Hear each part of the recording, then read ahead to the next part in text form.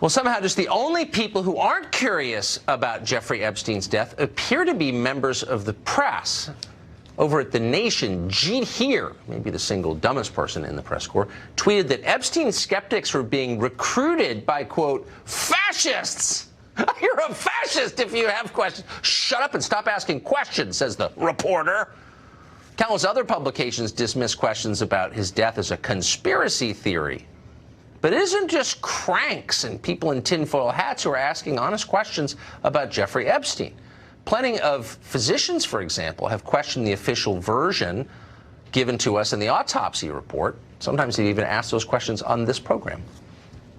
The breaking of a hyoid bone, and I've tried strangulation cases. That's classic in a strangulation, not in a hanging. So there is a rush here. I don't know if it's to shut it down, but it makes no sense to me as a prosecutor.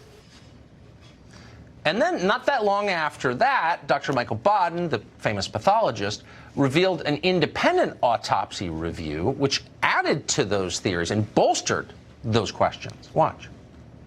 I think that the evidence points toward homicide rather than suicide. Why? Because there are multiple 3 fractures in the hyoid bone, the thyroid cartilage, that are very unusual for suicide. The breaking of a hyoid. Dr. Marc Siegel is the man we go to get our medical questions answered. He's a Fox Medical contributor. He's helped us understand this story from the beginning. He joins us tonight. So, hi, Tucker. Hi, Doctor. You believe in science, of course. You're a physician, a researcher. You're a man of science. Does it make you nervous when people say, don't ask too many questions? This is settled, and we don't want to hear your questions. The first thing that comes to my mind is, what might they be hiding? What might they be not wanting to release because they don't know what the public's reaction is going to be? And I, as a scientist and a physician, want the public to know. I want the brother to know, but I want the public to know what's going on here. Why, as Dr. Baden says, are the 3 fractures that occurred in the neck much more common in a homicide, rather than a sheet hanging off of a bunk bed where you have to be contorted at a strange angle? What about the hemorrhages that Dr. Baden, who observed the autopsy, found in his eyes? What about the marks that were found on the neck? What does all that mean? Why did 2 guards fall asleep simultaneously and he's left unobserved for 2 hours? We're supposed to believe that.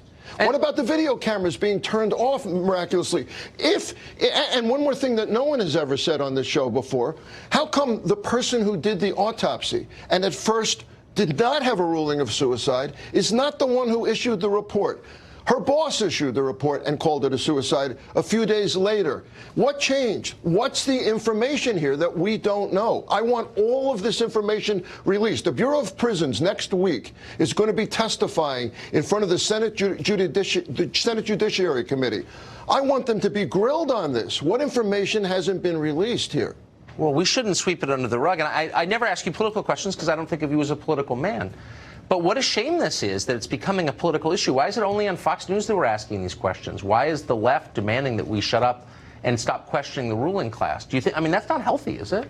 No, and especially in a situation like this, where there's been 1 suicide in this prison in 40 years, and homicides for known sexual predators occur regularly, and where his cellmate was a known murderer who had murdered 3 or 4 other people, was whisked out of the room. All of these facts, as you've said, belong on a Columbo episode. Of course how could this be swept under the rug? Why would someone have a political agenda here? Public wants to know the truth. What really happened here? No, they don't want to know. We don't know what happened. Jeet here is telling us you're a fascist if you have questions. Very ridiculous. That's ridiculous. It is ridiculous. Dr. Siegel, thank you. Good to see you.